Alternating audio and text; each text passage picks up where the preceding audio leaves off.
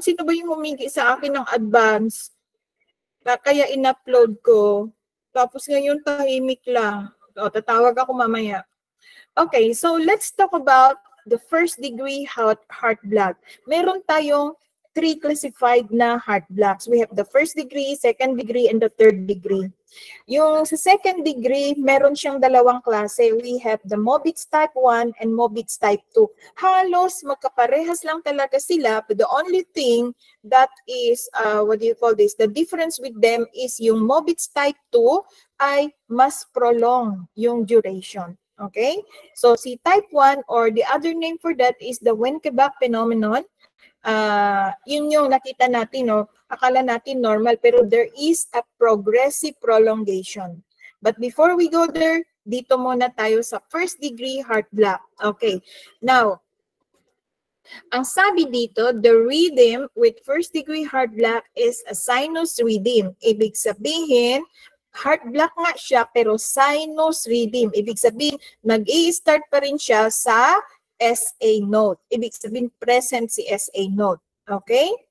Pero ano ang problema? There is a prolonged PR interval of greater than 20.20 seconds. Okay? Kasi nga, delay yung transmission. So, paano nyo makita yan? Check nyo yung PR. Okay, so PR, P, and then R. Saan ba yung, hindi pala mano yung cursor ko. Kita nyo yung cursor? Yes po. Yes po. Okay. So, this is the P, and this is the R. P and R. Okay? So, usually talaga, hindi dapat sila lumampas ng 0.20 seconds. Ano ba yung 0.20 seconds? Isang malaking square. Pag 5 square yan, it is already considered as 1 second. Okay? So, ayan. So, ito, tignan natin. So, more than nga siya. More than na siya ng small square, pero siguro mag-extra lang ng about 2 to 3 squares. Okay? Pero prolong na rin. Greater than 20 seconds to. Okay? Tingnan natin sa kabila. The same way. Okay? Prolong din. Dito naman, prolong din. Okay? This is the P. Dapat isang square lang sila magkaano, pero sumobra siya. Nandito siya naka-situated. Okay? So, akala nyo, isang tingin lang, akala nyo, it's, what do you call this?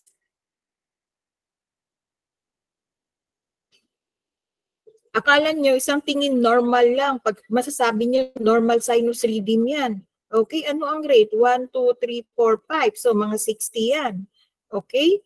Normal ito, pero hindi. So, kapag kapag sa ano natin, sa prelim natin, i-check nyo talaga maigi ang duration between PR, QT, or ST, yung mga ganyan, yung mga segment na yan. Para malaman nyo kung delay ba o hindi at ano ba ang pwede natin i-diagnose dyan. Okay? So ito, may prolong siya. So ibig sabihin, the prolonged duration of PR interval at regular sinus, that is what we call the first degree heart block. Okay? So, move on na tayo. Now, talking about the second degree heart block, kagaya ng sinabi ko sa inyo, meron siyang dalang klase. Meron siyang Mobitz type 1 and Mobitz type 2. Bakit ma'am Mobitz? Ano ba yan? Ay, si Mobitz yan naka-discover. Okay? Now, in type 1, you will notice that there is a progressive prolongation of the PR interval. Okay?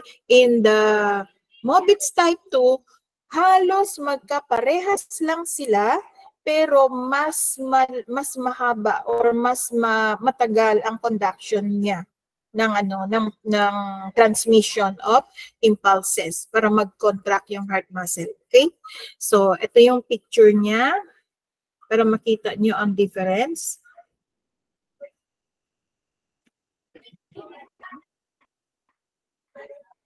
Okay, so Mobitz type 1 or the Wenckebach phenomenon and the Mobitz type 2. So look at the picture of the tracings. Tingnan mo ha. Okay, P, R, normal. Okay, dito P, R, palayo siya. Tingnan mo dito, isang square lang sila o less than isang square pa nga, di ba? So dito, lumampas na siya ng isang maliit na square. And then dito, mas lumampas pa siya ng mas 2 o 3 square kasi dito nag-start si P sa lampas before this madilim na line or ano ba to? Highlighted na line. So mas matagal siya. Okay. And then, nagkaroon ng blockade and then nag-start ulit. Okay, so ano ito? Ano itong sinasabi dito? P ba ito? Hindi naman siya P. Parang nag-ano lang siya. Kasi meron heart block, it can be considered as yung U or U wave or pwede masabi natin na meron premature contraction bago nag-present ulit with the P wave and then QRS complex. Okay? So nakita niyo ang diferensya. There is a progressive prolongation. Dito, normal. Dito, nag-extra ilang square siya. Dito, nag-extra siya ng 3 square. At dito, nagkaroon ng blockade and bago mag-start ulit. So anong difference ng Wenckebach and Moritz type 2? Okay, dito normal. Okay, dito naman, almost normal siya kasi hindi nga lang siya naka-fall sa isang identified square. Pero kung i-count nyo siya, dapat 5 maliliit na square lang dapat ang pagitan nila. Pero it's more than that. Okay? And then dito din, ganun pa rin. And look at how the feature of this part here. So mas meron siyang prolonged what do you call this, conduction, at nagkaroon pa siya ng premature, or ito yung sinasabi natin na after the T wave is the U wave. Okay? And then, nag-start ulit ng P wave. So, ito si Moritz type 2. Okay? Now, meron din tayong 3rd degree heart block. So, makita nyo ito, akala mo, bakit ma'am heart block, 3rd degree heart block? Meron naman siyang tingnan nga natin, meron naman siyang mga QRS complex, PQRS. Pero ano ang makikita nyo dyan? Nababasa na yan. Pwede na yan magsagot sa akin kung ano. Sige, James Lance, anong nakikita mo dyan?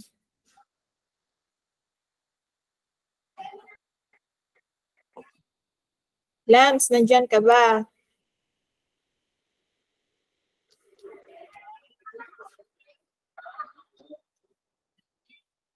Lance? Hello po. Binasa ko pa. So, yung pagkakaintindi ko po is, yung P is malayo siya sa QRS wave. Okay, ano ang nakikita nyo? Bakit sinabi yan 3rd degree? Meron naman dyan sa ano.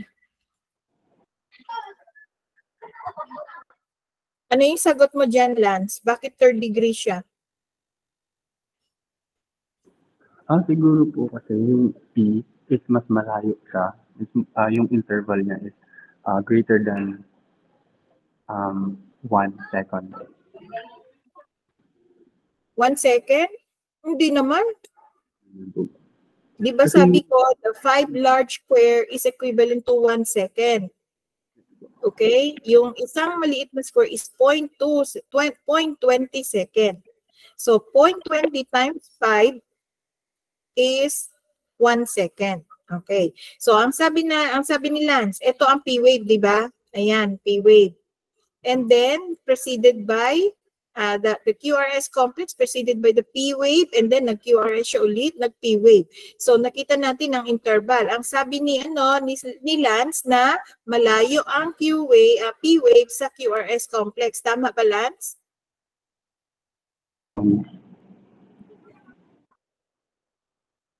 Ano? Tama ba yung sinabi ko? Tama ba yung narinig ko sa'yo? Tama. Okay.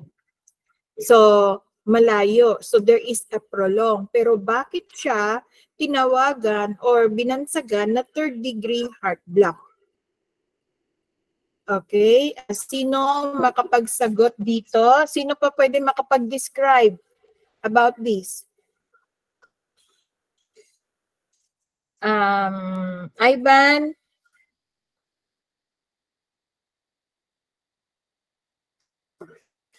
Wait lang ha.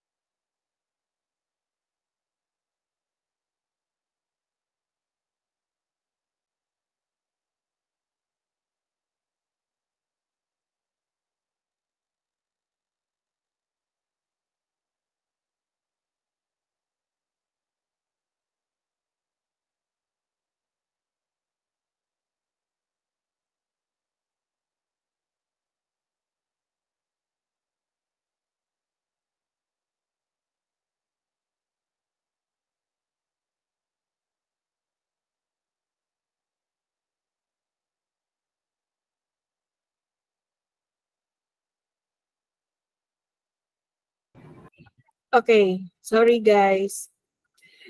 So, sino pwede makapagsabi? Ano, tama naman yung sinabi ni Lance? Ivan, ano yung Ivan? Ano pwede masagot mo dyan?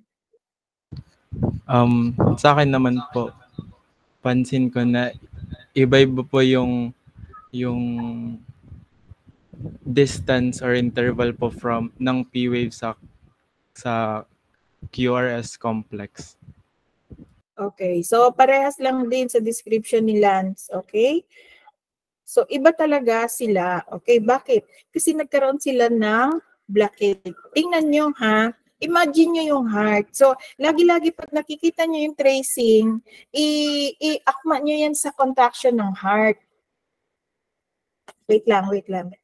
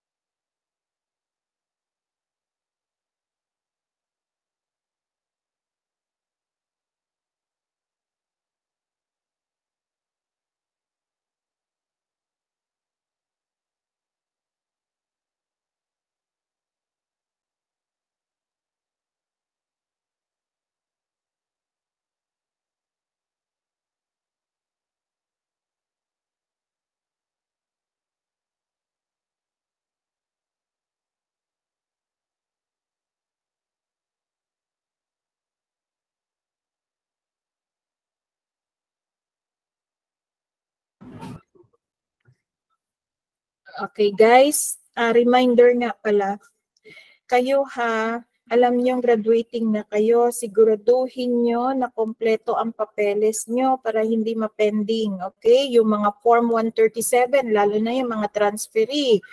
Tapos yung mga nakuha nyo mga subject, siguraduhin nyo na kompleto kasi delikado, baka hindi kayo makasali.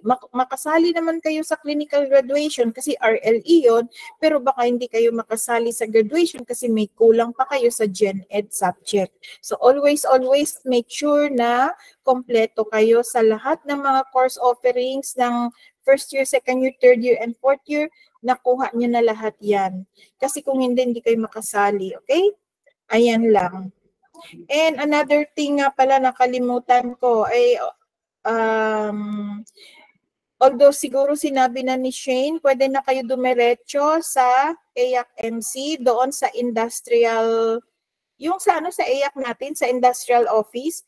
So punta lang kayo doon, nandun na daw ang mga listahan nyo, pwede na magpa-screening at titer. Now, tinanong ni Shane sa akin kung pwede ba daw sa labas. Choice nyo yon. Pwede kayo sa labas, pero pagkaalam Pagkaalam lang ng ano, sinabi lang sa akin ng school nurse, mas mura pa daw sa atin. So i-compare nyo na lang kasi magkano ba yun? 1,350 sa atin doon sa AFMC. Sabi ng school nurse sa labas daw 1,500. Pero tignan nyo na lang kung magkano talaga. Okay, wait lang ha, wait lang.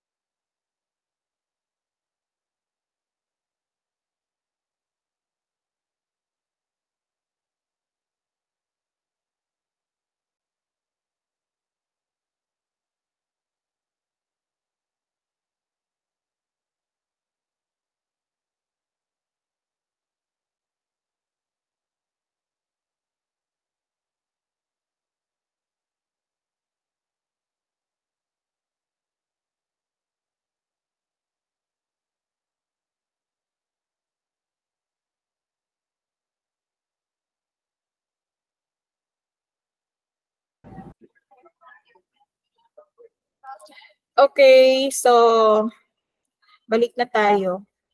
Tama naman yung sinabi ninyo, pero ang sabi ko, meron talaga siya distinct na masasabi, kaya siya tinatawag na tawag dito, third degree heart block. Okay, so paano yon? So imagine nyo, yes Danica, ano yon? Ma'am, pwede po magtanong. Medyo nalito lang po ako.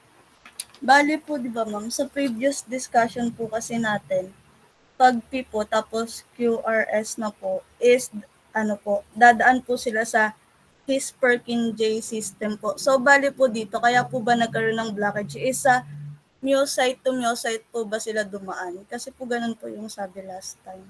Pag nagpo-prolong po yung conduction. Ganyan din po ba ito? Ano new site? New site ba yun? Ano yun? Myocyte to myocyte po. Yung ano po. Myocyte to myocyte. Myocyte pa lang. Sorry po. Myocyte to myocyte po ba yung nangyari din dyan? So, di ba, last time, pinag-discuss natin about yung prolongation, di ba? So, ibig sabihin, yung impulse, kaya lumalaki yung interval or prolong yung interval dahil yung conduction niya is mahina or yung electrical impulse niya is mahina, it mag-travel from the pathway. Okay, from SA node to AV node to the bundle of His to the Purkinje fibers. So kapag mahina ang impulse, kaya humahaba or nagpro-prolong ang representative ng cardiac muscles natin. Like, ano ba ang representative na sinasabi ko? Ito na yung PQRST. Okay? So kapag may prolong, lalo na yung P-wave and QRST complex or PR interval. Okay, pag may prolong yun, ibig sabihin, nag-start na si SA node pero hindi nagre-respond kaagad si QRS. Okay, ibig sabihin yung ventricles hindi kaagad nag-respond. Nag-start na ang atrium via the SA node pero hindi kaagad nag-respond dahil ang impulse hindi pa dumadating hanggang doon sa Purkinje fibers. Kaya may prolong. Okay? Myocyte to myocyte, yes. Kasi dandaan talaga, meron talaga silang electrical pathway. Nakita nyo naman yung sa heart, meron talagang, kumbaga, pathway talaga kung saan dadaan yung impulse. Okay? Now, dito, sa third degree heart block, makita nyo dito na ang layo talaga ng P-wave. Okay? Sobrang layo ng P-wave to R. Okay? P-wave to R. So, ano ibig sabihin nun? Ang ibig sabihin lang yan, nag-i-start na si SA node, nag-trigger na siya ng contraction, pero dead ma lang si QRS. Okay? So, umabot pa ng ilang seconds, 2, 4, 6, seconds. Okay, 0.8 seconds. 0.80 seconds bago mag-contract si QRS. So, ibig sabihin lang yan, wala silang, dedmahan sila, wala silang relationship. Magtrabaho ka, magtrabaho din ako, sarili ko. Okay, kaya nga sinabi dyan, in this case, the P2P interval are regular but have no relationship to the QRS complex in the ECG. Tinatrabaho niya yung sarili niya. Okay? Nakita niyo naman, regular naman ang interval nila, P2P. Okay? Pero, yung conduction, hindi na umaabot kay QRS. Siya mismo nagtatrabaho sarili niya. Okay? So, gets nyo? So, this is a third-degree heart block. Yes, Rachel. Diyan po sa third degree, ma'am. Nakasulat po kasi is P2P interval. Hindi po ba yan PR interval po? Hindi, P2P. Ibig sabihin yung distance between the P2P interval is regular. Okay, yung pag-start ng, tingnan mo, QRST, and then meron siyang resting period, repolarization, and then nag-start ulit ng Q-wave, di ba? And then yung Q-wave, P-wave. And then look at, hindi pala ito makita. Again, di ba nandito na tayo, okay? QRS, and then repolarization, sobrang tagal bago nag-start ulit siya. Okay? So, pag nag-start ulit siya dito, nakita natin na sobrang tagal at umabot na ulit siya sa, kumbaga, nag-start na ang QRS complex. Okay? So, ibig sabihin lang ito, yung P to P intervals are regular. Regular naman talaga, o, di ba? At yung distance dito is parehas. Distance dito is parehas. Okay?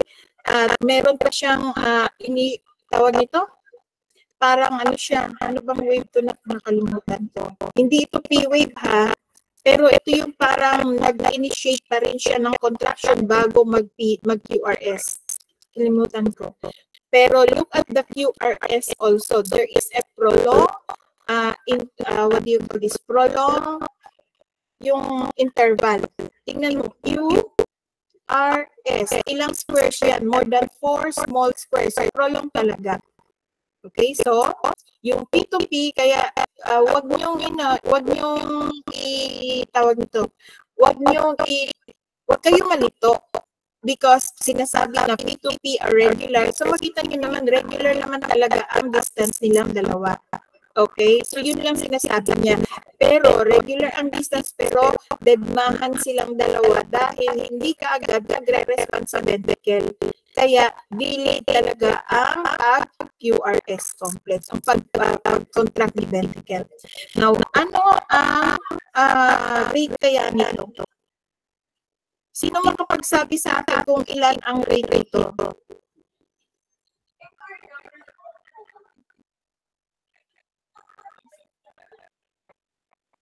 Guys, ano ang rate rito? Tapos na tayo sa rate, so at least alam niyo na kung paano pag-count ang rate.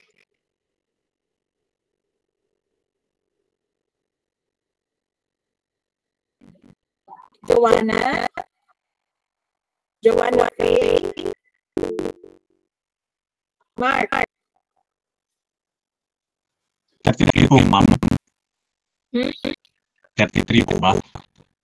33? Let me check.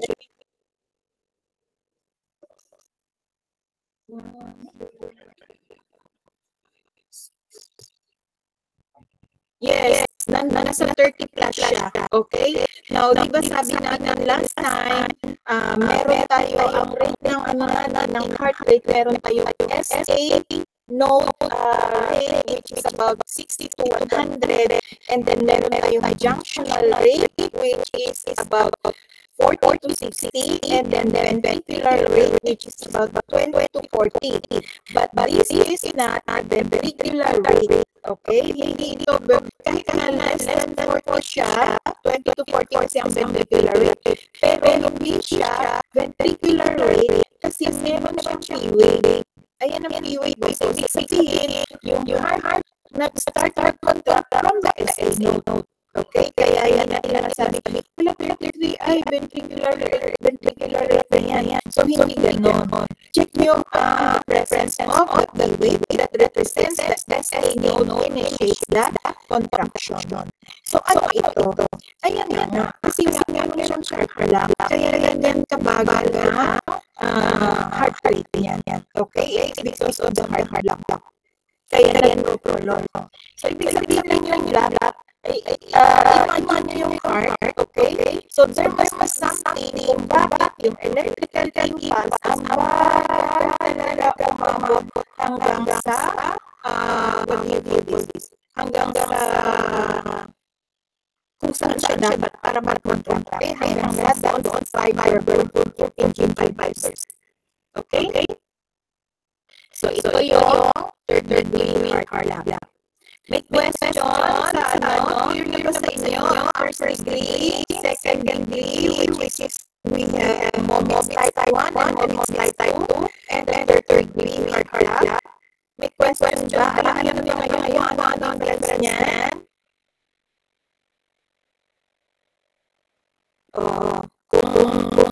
Kung naintindihan ba o hindi naintindihan, difference sa carbohydrate.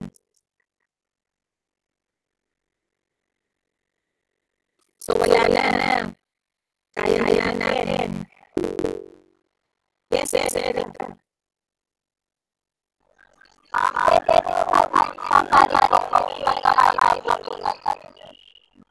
Okay, summary ang kaban ng tatlo. Okay. Balik tayo para may picture tayo. Doon tayo sa first degree. Okay? Now, ano ba sabi natin first degree? Di ba sabi ko, makikita nyo na parang normal na lang. Di ba? Parang ilan rin yan ba? Tama ang interval.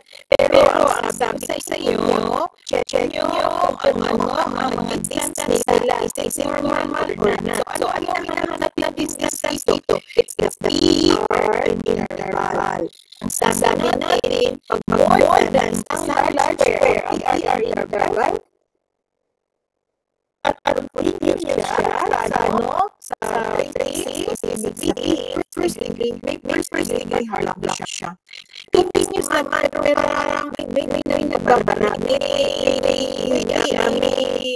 dahilan ba bakit nag-delay ang contraction. Okay?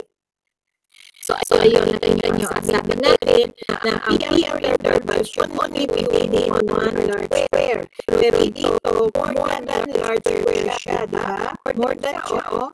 Ayan, tingnan mo, more than. So this is what we call the first degree heart block. Okay? Then, sabi natin, ang second degree heart block is in two types. Okay, we have the Mobitz type 1 and Mobitz type 2.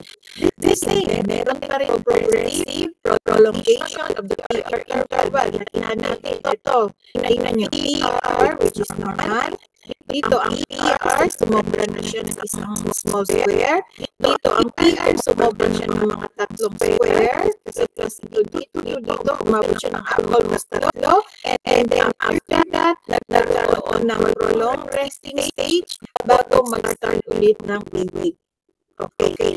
So ito yung parang pinaka-basic na type 2 heart block or the Mobitz phenomenon or Mobitz type 1.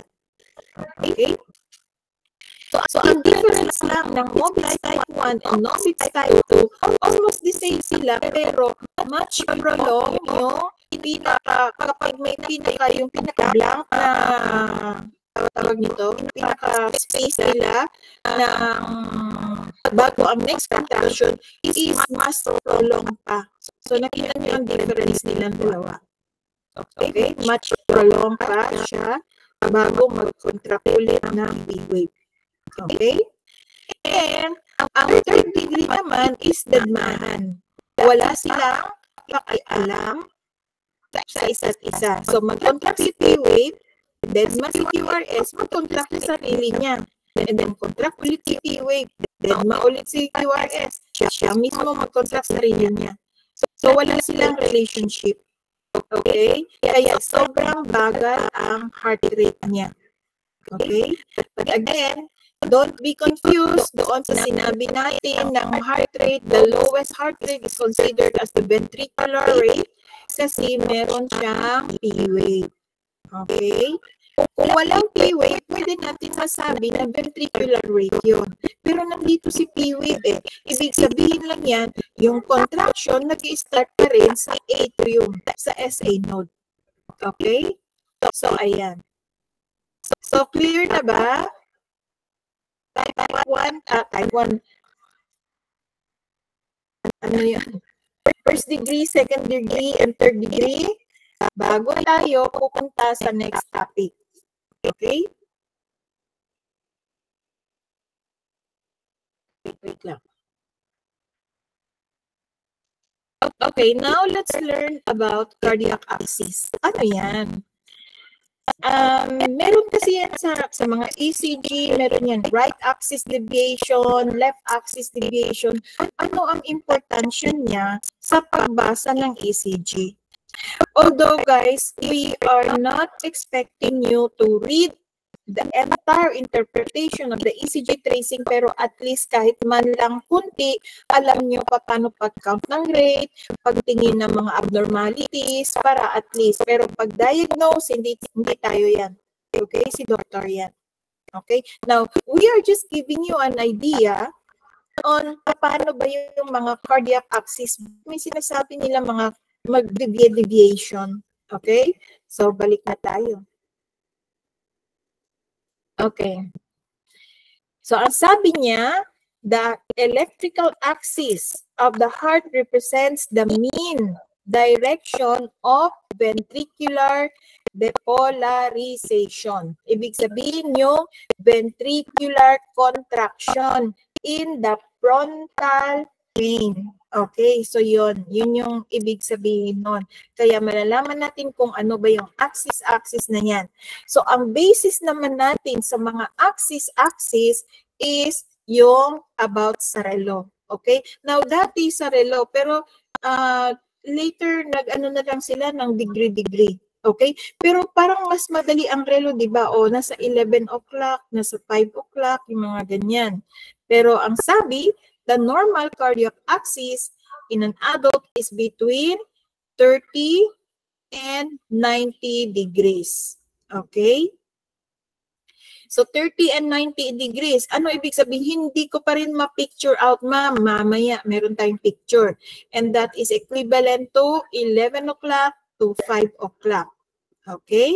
So, ang basis naman natin dito to determine kung anong axis ang pasyente o anong axis ang ECG ng pasyente is to focus on leads 1, 2, and 3. Okay? Ayan na. So, dito tayo sa picture. Okay? The overall direction of electrical activity is toward leads 1, 2, and 3. Okay, kaya nagkakaroon siya ng positive deflection. Ibig sabihin, yung QRS complex natin, tsaka yung mga P-wave at ST-wave, pataas. Okay, kasi meron siyang positive deflection. Okay, and then, lead 2 showing the most positive deflection as it is the most closely aligned to the overall direction of the electrical spread. Okay. Where is lead 2? Ayun. Okay. So, nag-ano siya ang sabi, showing the most positive deflection as it is the most closely aligned to the overall direction. Kasi, kumbaga siya yung nakabalance eh. Okay? Siya yung nasa balance. And then, the most negative deflection is the AVR. It is due to the position of the lead that is on the opposite direction. Okay? Kasi di ba when we talk about the heart, ito drawing ng heart. Okay? So yung mga direction nila, is towards talaga sa ventricle. So that will give you the positive deflection. Now, the AVR is opposite to the direction of the ventricle. Kaya, makita natin sa lead 3, which is AVR, ay lead 3 na, ano din, what do you call this? What do you call this? Direction is against, okay, or opposite the direction. Teka lang, bakit gan lead 3? Wait lang ha.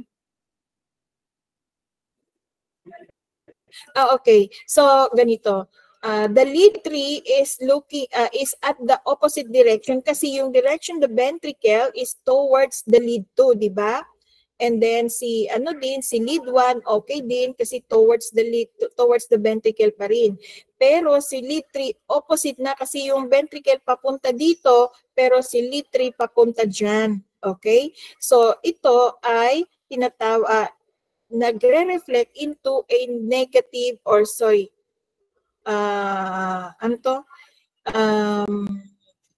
ano yung pababa? Ano yung deflection? Negative deflection. Tama. Negative deflection. Now, do not be confused with the AVR, AVL, AVF. Kasama kasi yan sa mga lead 1, 2, and 3.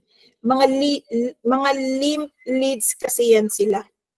Okay? So, lymph leads, AVR, AVL, AVF, and pinapakita lang dyan ang direction ng mga conduction ng heart electrical impulse. Okay?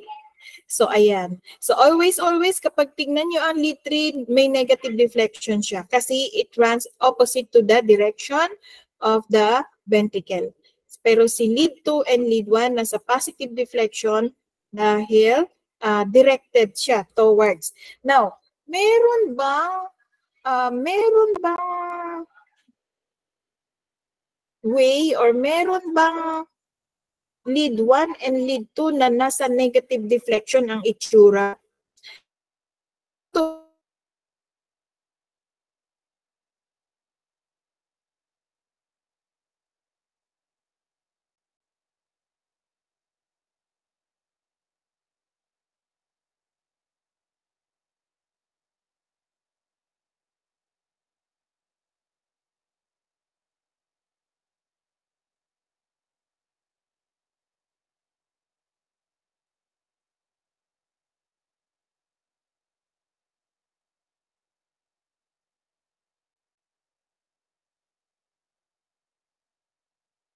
positive deflection.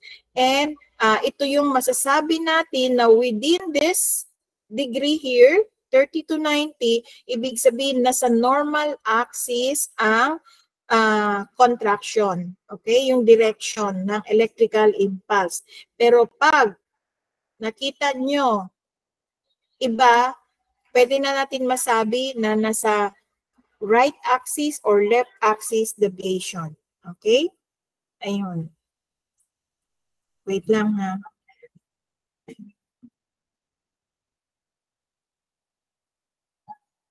Okay, now, before, check ko lang ha. Teka lang. Okay, may picture yan. So, ang basis natin to check kung anong axis si pasyente is to identify the isoelectric line. Okay? So, paano yan? Now, basis din natin is the QRS method. Determine the lead in which the QRS complex are isoelectric. Assess the two leads perpendicular to the Cabrera circle. Ano yung Cabrera circle? Ito yun. Siya, si Cabrera circle. Ito. Siya kasi ang nakadiscover nito. Kaya pinangalanan siya as Cabrera circle. The cardiac axis corresponds to the perpendicular lead and this method is more accurate than leads 1 and AVF method. So balik tayo dito sa picture. Punta tayo sa picture na to. Okay, ito yung sinasabi natin na normal QRS axis. Okay?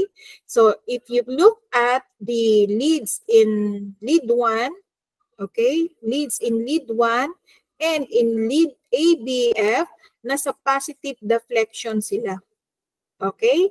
So, ibig sabihin, normal axis lang si patient. Wala siyang abnormalities. Okay? Next. The cardiac axis can be approximated by evaluating the combinations of QRS complex polarities in lead 1 and ABF. Yun na nga yung tinignan natin. Lead 1 and ABF. Okay? So, kung dito naman, dito si ABF at dito si lead 1. Ito lang kasi ang dapat tignan natin dito itong dalawa na meron silang positive deflection. Ibig sabihin nasa normal axis ang cardiac contraction. Okay? So, positive in both leads 1 and ABF, normal axis yan. Positive in lead 1 and negative in ABF, ito masasabi natin left axis na deviation. Ano ibig sabihin yun, ma'am? Ulit, hindi ko maintindihan. Kapag ang lead 1 ay nasa positive deflection, ibig sabihin yung QRS ay pataas. Okay. At yung ABF natin, ang QRS ay pababa, ito ay left axis deviation. Okay? Ibig sabihin yung contraction, yung parang nag-deviate papunta sa left axis. Okay? Yung impulses, mas marami doon sa left axis. Okay. Negative in lead 1, positive in ABF, right axis deviation yan. Okay? So, ibig sabihin, pag nakita natin ang QRS complex dito is pababa, and then dito naman ay pataas, kumbaga opposite sila, ibig sabihin right axis deviation ang contraction ng ang impulse, ang transmission ng impulse ni patient. And then negative in both leads of in lead 1 and the ABF, that will give you extreme right axis deviation. Ma'am, ang hirap naman yan, ma'am. Paano ba namin yan maintindihan talaga? Huwag na kayo mag-alala kasi ito ay binibigyan lang kayo para malaman nyo kung paano nyo nakukuha ang right axis, left axis at chuchu. Okay? All you have to do to keep watch on the lead 1 and the ABF para malaman natin na meron bang deviation o wala. Okay? So for any deviation that you, wait lang ha.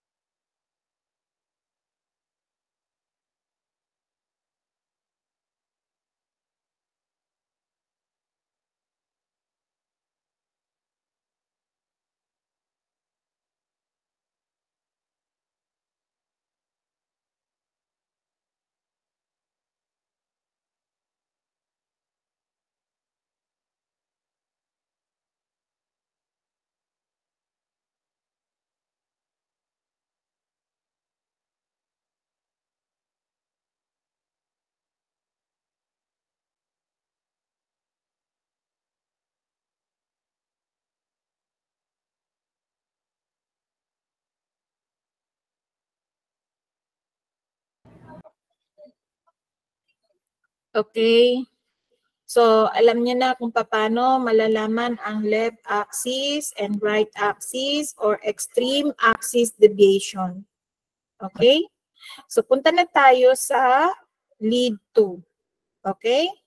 So, lead 2 can be used more accurate determination of the cardiac axis if the QRS complex is positive in leads 1 and ABF. Okay. So, ano naman ang implication ng lead 2 and the QRS complex ng lead 1 and ABF? So, ang sabi, kapag si QRS complex ay negative in lead 2, okay, mas madali, di ba? Isang tingin mo lang, uy, left axis deviation to. Okay, so anong ibig sabihin nandun sa picture? Ay, ano ba? Okay, look at the lead 2. Kapag ang QRS ay pababa, okay, isang tingin lang, alam na natin ay left axis deviation to.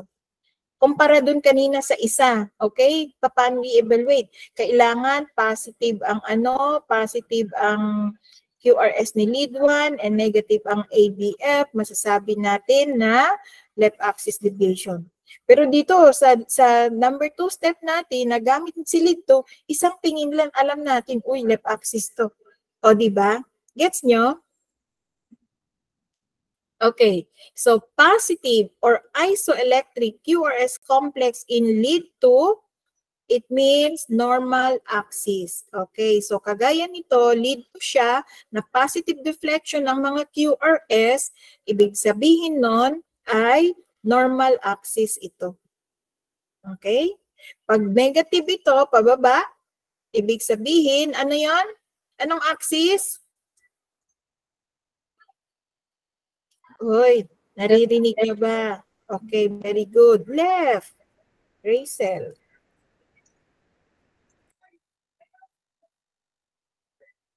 Okay. So, balik na tayo. So, dito, example lang ito na tinitignan natin. So, makita nyo dito sa lead 2, pababa ang QRS complex. So, ibig sabihin, left axis ito. Okay? Okay? And then, makita nyo ang lead 1 dito, positive. Ang ABF is negative. Okay? So, ibig sabihin talaga, left axis siya. So, gets nyo na. Alam nyo na kung paano. Uy, left axis yan. Kasi negative deflection ang lead 2. Tapos, nakita natin, positive naman si lead 1, pero negative deflection ng ABF. So, left axis talaga siya. Okay? Ayun. Okay, now dito na tayo sa right axis deviation. So, sa right axis deviation, makikita natin ang QRS complex, negative in lead 1 and positive in ABF. Baliktad. Kanina, ang left axis, positive ang lead 1, negative ang ABF. Ngayon, mag-right axis siya, negative siya lead 1, positive siya sa ABF. Okay? Ma'am, negative ba yan? Parang positive. Hindi po. Kasi pag sinabi natin, tawag nito, biphasic, mas mataas ang S kaysa sa R. Diba? So, nasa negative deflection. PQRS, nasa negative deflection siya kaysa sa yung sinabi natin. Pero meron din talaga obvious ang pagka-negative deflection. It depends on the voltage kasi ng electrical impulse. Okay, so ano yan? Bakit? Wait lang guys ha.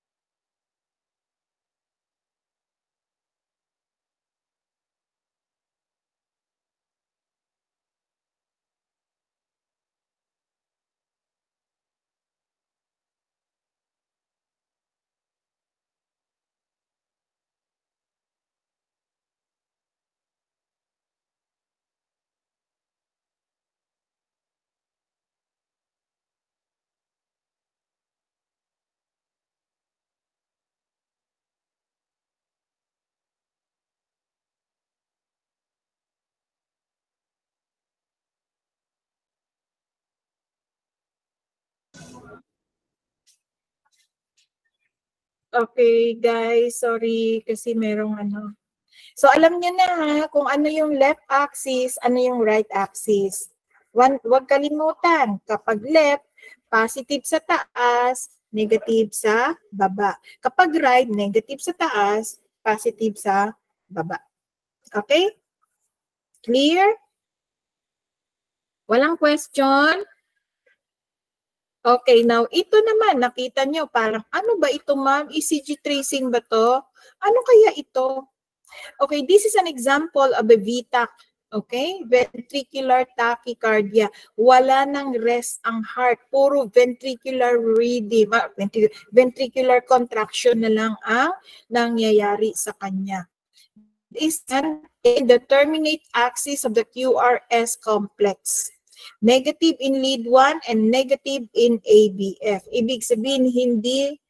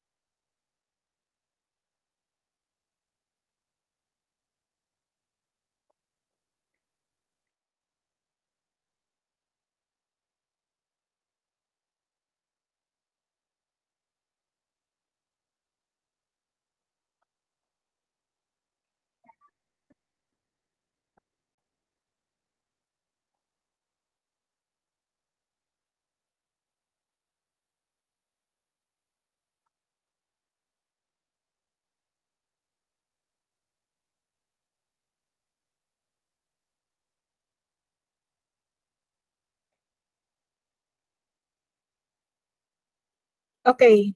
Sorry guys, maraming intrudes. Kasi marami pang faculty, walang BS. Okay, so balik na tayo. Yung tracing na ito, ang tracing na ito, pati ako nawawala sa mga intermission. Okay. So, ang tracing na ito, indeterminate, hindi mo ma-determine. So, hindi mo nga makita diyan kung nasaan ang PQRS kasi it's all ventricular pictures there. Okay? Pag isang buong tracing like ito, makita sa lead 2, ay nako, VTAC na ito. Now, pag ganito ang klase ng tracing ng pasyente, emergency ito. Okay? Kailangan i-restore natin into regular rhythm. Kasi, bakit? Okay, can you analyze guys kung bakit emergency to? Ano ibig sabihin yan? Kapag ganyan ang tracings, kapag ganyan ang puso natin, puro ventricular contraction, ano ang implication? Anyone? Jeneline, Calios? May ma-idea ka ba? Sige, Jeneline, ano?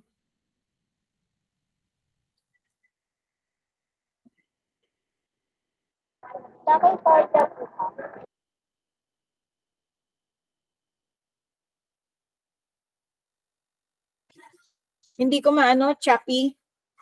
Teka lang, yung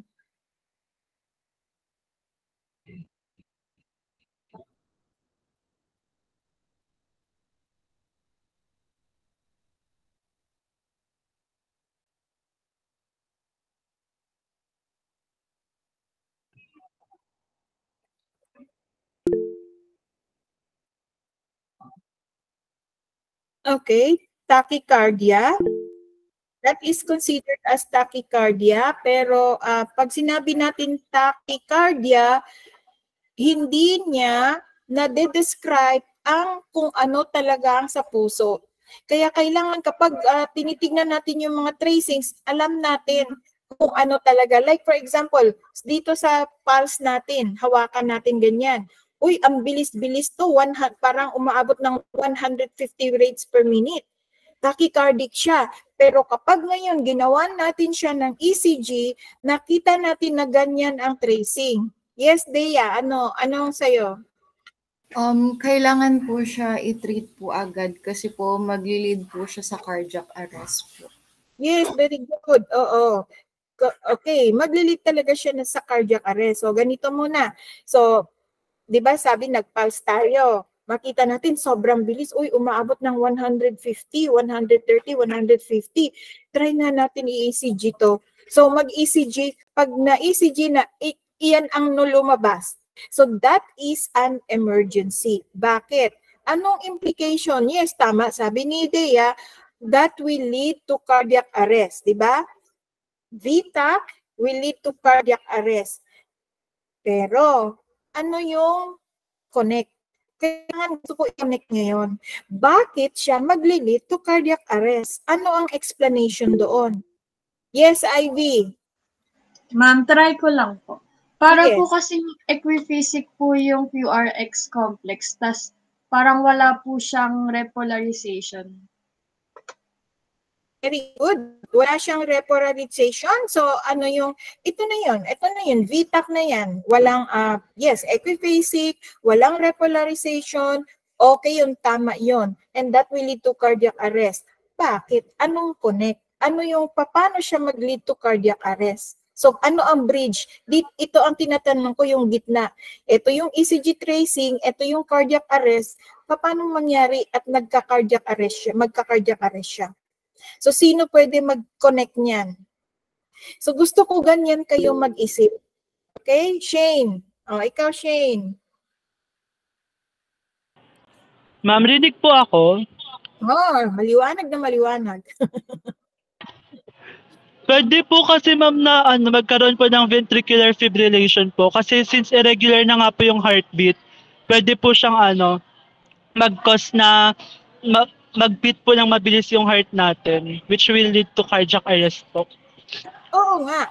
Kaya nga, mag-beat siya ng beat na last ng Ang hinahanap ko, wait lang ha.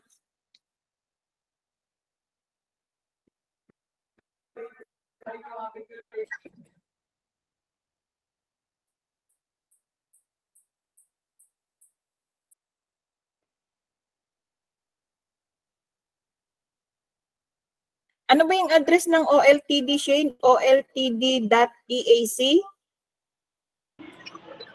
That's EAC ma'am. Opo. Hindi ba at oltd at eac.edu.ph.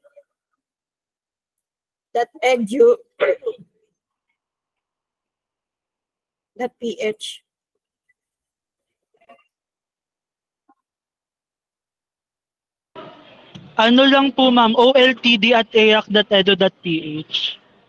Okay, wait lang.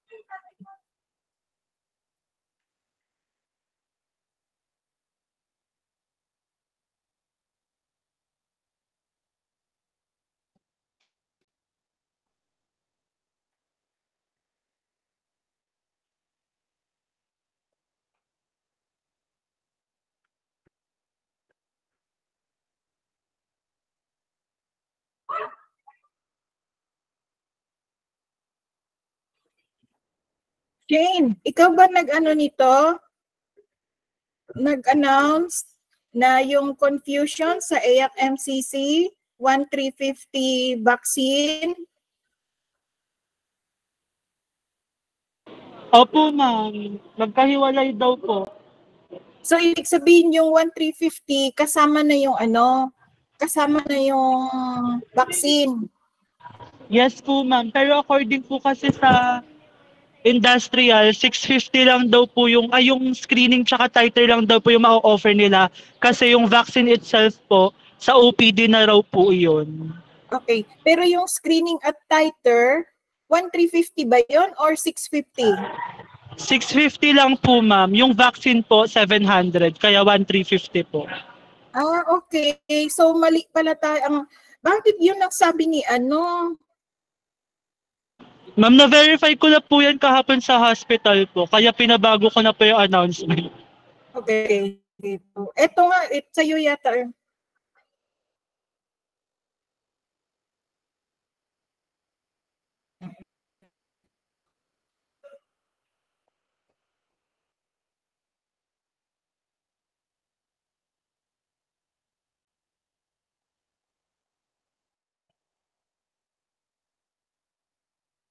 Kailan mo ito na-verify, Shane? Yesterday po, ma'am. Ng hapon po.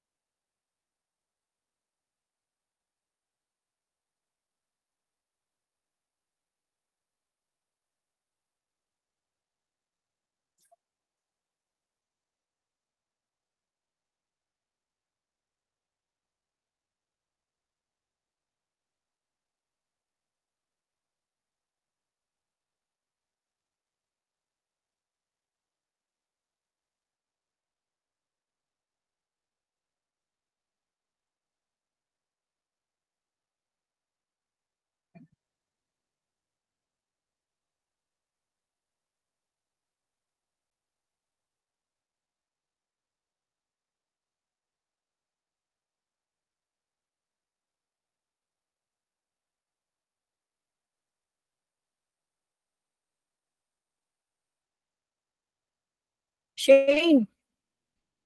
Shane. Oh. Klaro ko lang ulit ha, ang 650 lang talaga babayaran ng student. Tama ba? Yes po, for titer and screening, ma'am. 650 po. Okay. Sino tinanong mo doon? Si Ma'am Malu ba? Yung nasa industrial po mismo, ma'am, nag-call po ako. And ma'am, it makes sense po kasi nagtanong din po kami sa ibang laboratories. Ang mahal po kasi nung 1,350 if ever. So Oo. sa ibang hospitals and laboratories po, nagre-range lang din from 500 to 600 Ay, ganon. for titer and screening. Ah, okay.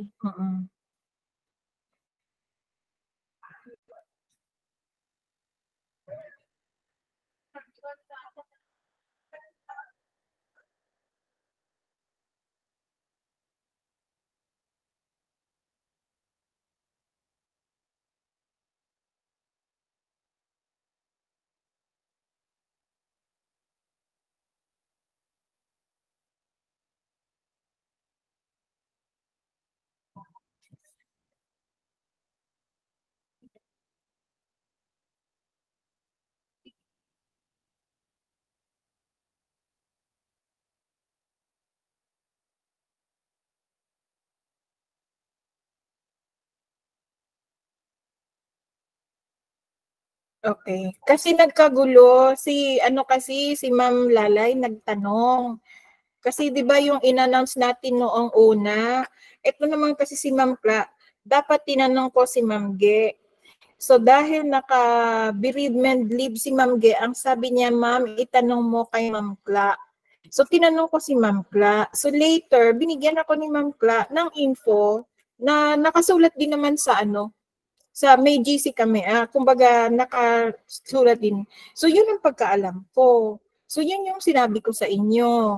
Pero dahil nag-verify na, at saka nag-verify, hindi mo man lang ako sinabihan, no? Tingnan mo ngayon, no? Pinagsabihan na naman ako. Ma'am, sinabihan kita nung nag-send ka po ng convo.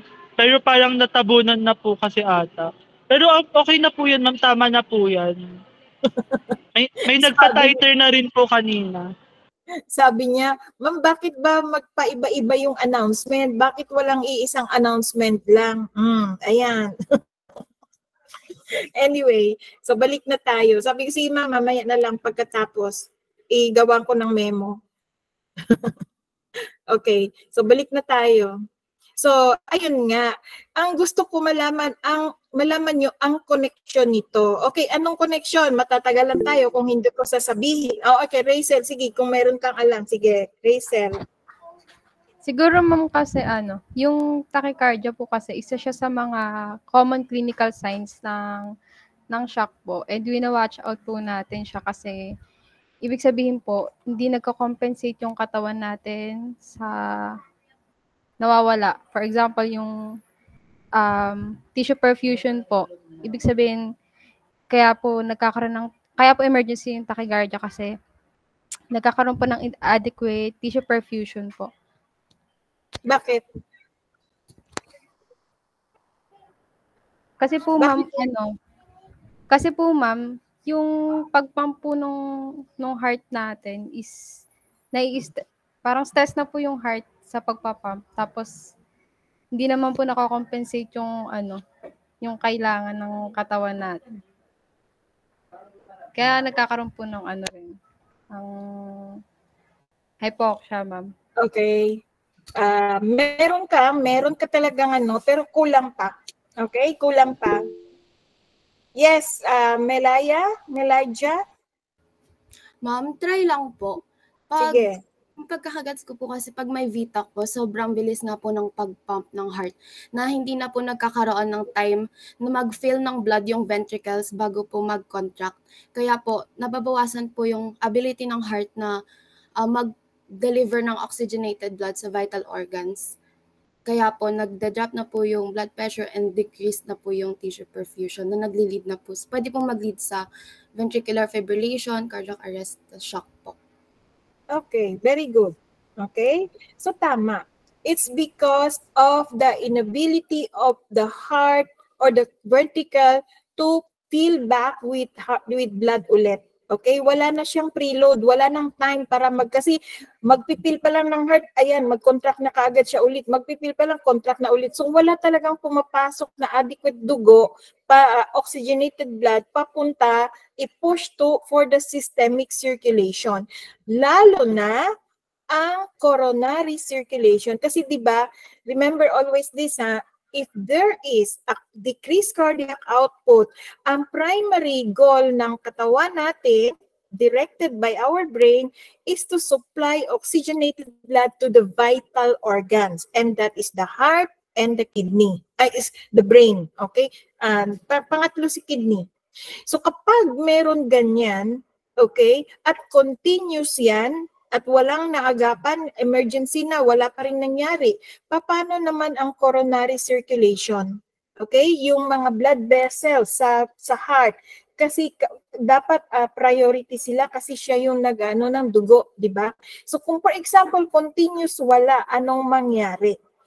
Mga perfusion from the systemic up to the vital organs na di-decrease na talaga. Kaya nga kapag may VTAC, immediately kailangan inject natin ng IV medications to control the tachycardia, the ventricular tachycardia, so that magkaroon ng adequate refill ang ventricle. para makapag-push. Kaya yan, ini-inject natin ng verapamil para ma-regulate ulit ang heart rate niya. Okay, so always, hindi pwede yung dahil sa BTAC magkaroon ng cardiac arrest, kailangan hanapin nyo ang pinaka kung bakit siya nagka-cardiac arrest. So bakit ba ngayon nagka-cardiac arrest yan? Dahil doon sa inadequate blood supply na nag-direct na lang, kahit pa mag-direct pa siya sa mga vital organs which is the heart and the brain, still kulang pa rin. So, ano ba ang nangyayari? Teka, lobat na ako. Ano ba ang nangyayari kapag meron poor perfusion ang cardiac muscles? O, di ba? So, usually talaga, kapag may poor perfusion, mag-cracklam na si cells. Oy, kulang yung oxygen per cellular metabolism na binigay mo. Dagdagan mo. Kaso nga lang, wala talagang maibigay ni heart. Kahit pa mag-compensate si heart, wala talaga siyang maibigay. So ano mangyari ngayon kay heart muscles, mga cells?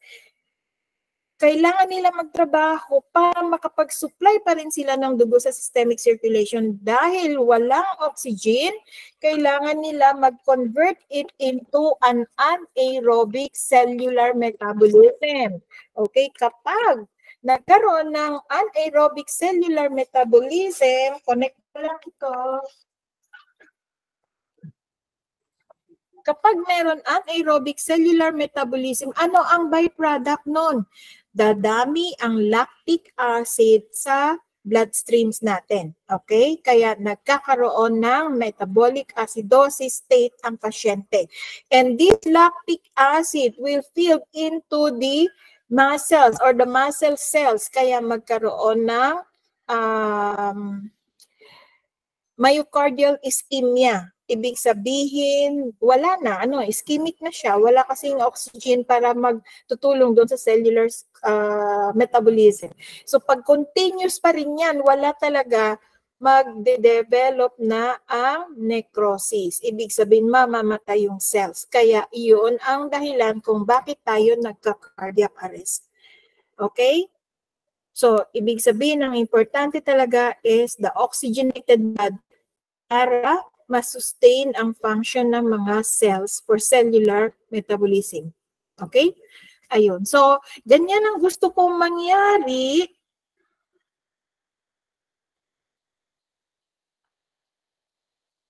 Ganyan ang gusto kong mangyari. Sheng. Nahiya daw siya kasi in-announce na niya tapos ganon. Lalo na ako. Anyway, sige na. Ganyan ang gusto kong mangyari, kayong mag-isip. Okay? Connect. Kaya for example, sabihin, bakit nga pala may tachycardia siya? So tingnan nyo kung anong klaseng tachycardia yan. Okay? Now, that is a very good thing kapag meron tayong telemetry.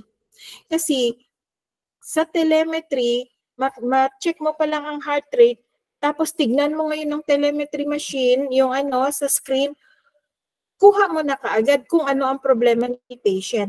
Pero kung wala tayong telemetry, pagkuha mo ng heart rate, gawan mo ng ECG para malaman natin. Now, the only thing here in the Philippines is that if you have that kind of abnormalities noted in your patient, hindi tayo basta-basta pwede kasi syempre kada galaw may bayad, ECG may bayad, kailangan request ni doktor, yung mga ganon. Kami, nung sa abroad ako, nagtrabaho, anything na may abnormality si patient, anything that is mga interventions na dapat gawin na tagad, na to waste the time, gawin na. So minsan pag ganyan, may cardiac, may chest pain si patient, kuhanin mo na lahat ng vital signs, bigay mo na yung nitroglycerin sa bigwa, and check na ang ECG. At the same time, kukuhaan na ng cardiac enzyme for laboratories testing. By the time dumating si doktor, nandyan na nakalatag lahat ang result. So makapag-decide na si doktor kung anong gagawin sa pasyente. Pero dito sa atin talagang tumatagal tayo ng siyam-siyam dahil kailangan may order, kailangan may ganito ganon, may bayad, magaganyan. Di ba? Kaya doon ang mga cardiac arrest nabubuhay dito, wala. Dire-diretso na. Okay? So, next. May question pa? Now dito, mga cardiac rhythms lang ito, mga guide lang ito sa inyo kung ano ang gagawin kapag may mga abnormalities. Like for example, normal sinus rhythm, ano ang treatment? Wala. Ano ang characteristics ng ECG tracings? Makikita nyo, description ng ECG tracing. Okay? So normal sinus rhythm, normal rhythm lang to. Okay? Pero hindi natin alam kung saang lead ito. Anong lead kasi walang nag-i-indicate. Okay? But this is an example of normal kasi nasa normal level or nasa normal squares lang talaga ang mga waves. Kagaya nito, sinus brady. Bakit sinus brady ang tawag dito? Dahil meron siyang P wave, okay? At meron preceded, after the P wave, meron QRS complex. Okay? And then, bakit siya brady? Because the RR interval is prolonged. Ilan? 1, 2, 3, 4, 5, 6, 7. Okay? Mga ilan to? Mga 50 plus, di ba? Mga 50 something, 56, 55, mga ganyan ang heart rate niya. Okay, Dukes? So, ito yung mga, ito yung mga guide lang to sa inyo and treat only if symptoms. So, minsan bibigyan ng atropine para lang yung matrigger si SA node. Tapos matrigger yung mga bundle of His at mag-contract ng maayang mga impulse. Okay? Matransmit ng maayos. Now, bakit tinatawag ito sinus tachycardia? Dahil may P wave siya. Okay. Now, bakit tachycardia? Dahil ang RR interval ay very close to each other. So, ilan ang heart rate nito? 1, 2, nasa 130 or 120 to 130 per minute. Okay. Kaya nakasulat dyan more than 100 beats per minute. Okay. So, this one also is a complete cycle like PQRS. Okay, pero sobra niyang bilis. Yung kanina, tachycardia siya, pero it's only the ventricle. Saan ba yun? The ventricle who is working. And that is, what do you call this? That is a life-threatening condition. Okay? So, ayan. Tachycardia. Ito naman, heart block. Okay? Sinus arrhythmia ang tawag niyan. Meron siyang heart block pero it's not identified dahil parehas ang interval ng QPR ng PNR. Tingnan mo, parehas. Okay? Kaya ang tinatawag sa kanya is only a sinus arrhythmia. Bakit arrhythmia? Dahil hindi ma-identify kung bakit nagkaroon ng prolonged conduction dito. Although dito, okay naman siya. Okay naman ang conduction from P wave to QRS, P wave to QRS, P wave to tapos biglang siya. Okay? So there must be some problem with this, kailangan further investigation pero pwedeng masabi, kaya nasabi dito sa conduction, pwede siguro masabi na ang conduction may aberya doon banda sa mga daanan like the AV node, bundle branches, and the ventricle. Okay? So, ang treatment niya is usually not required kasi babalik lang sa normal yan. And if possible, ang sabi, hold digoxin if due to digitalis toxicity. Sometimes the drug itself can lead to toxicity and it reflects in the heart contraction. At ma-reflect din yan sa ECG natin. So, ito lahat to, mga example, basahin nyo yan kasi lalabas sa prelim yan. Okay? Puro mga decision na dyan kung ano ang gagawin sa mga abnormalities na makikita nyo. If you have any question, just ask me kung bakit ganito at ganon. Okay? So, dito naman, mga management of cardiac arrhythmias, ano ang dapat gawin? Okay, like if there is an atrial fibrillation or atrial flutter, nandyan na ang mga steps anong gagawin. Okay? At mga preventive measures. So, ito talaga ang pinaka-ano ng ICU, pinaka-work nila. Kailangan advance ka mag-isip at yun talaga ang titignan mo mga conditions. Okay? So, ayan. And that ends our topic. Itong mga ACLS, ATLS, next meeting na ulit tayo kasi mahaba pa at mag-exam na muna tayo. Okay? So ready na kayo sa exam? Kuha kayo ng papel, tapos isubmit nyo yan ha. Kuha kayo ng papel, walang erasure dapat, 1/4 sheet of paper. Now na.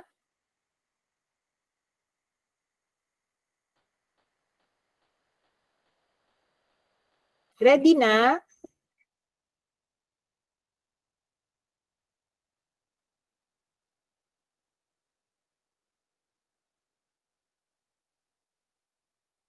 Guys, ready na?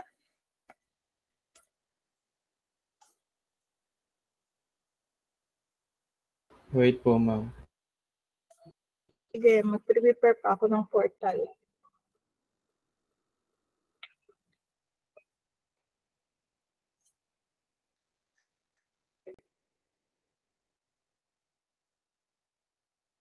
Under time pressure tayo kasi pag itatanggal ko na kaagad ang question.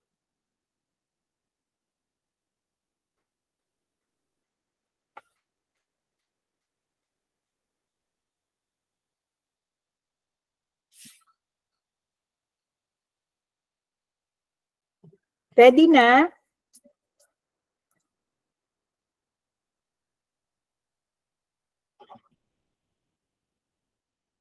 Hindi pa po, ma'am.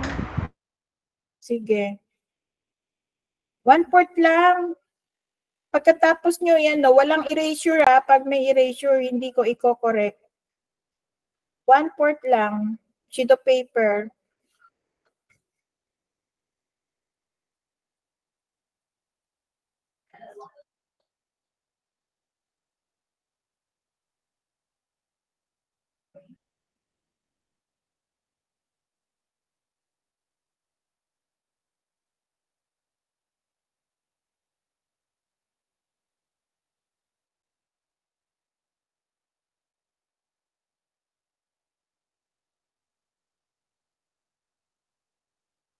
Okay na? Okay na? Okay na? Okay na? Uy! Ano ba?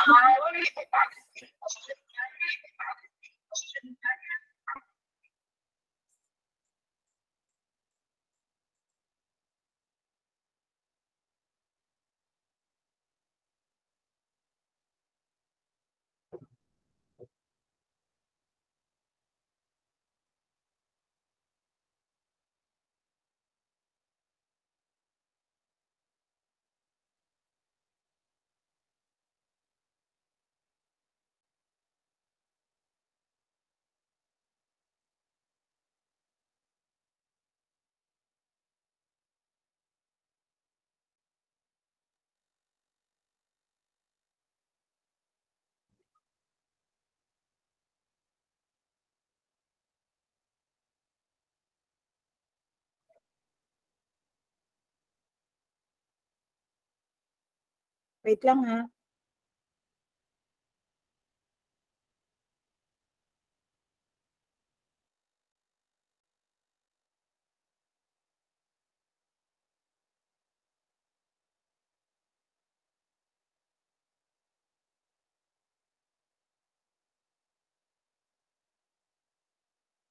Papel.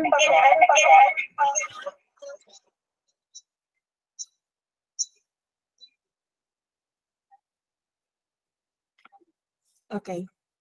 Okay. Okay.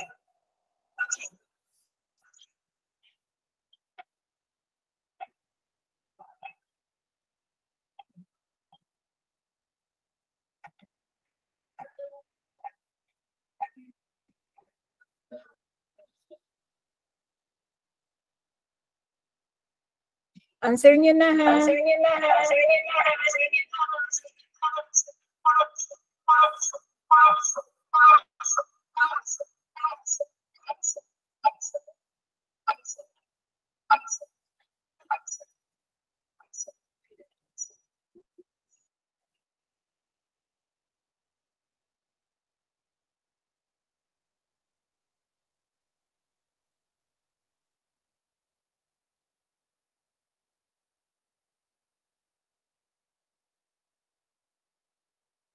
Next.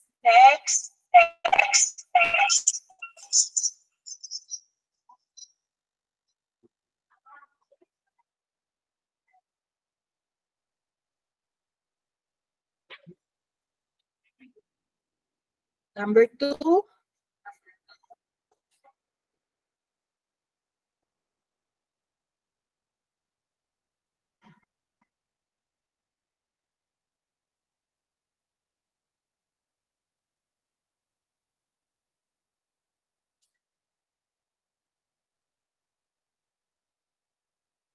Number 3.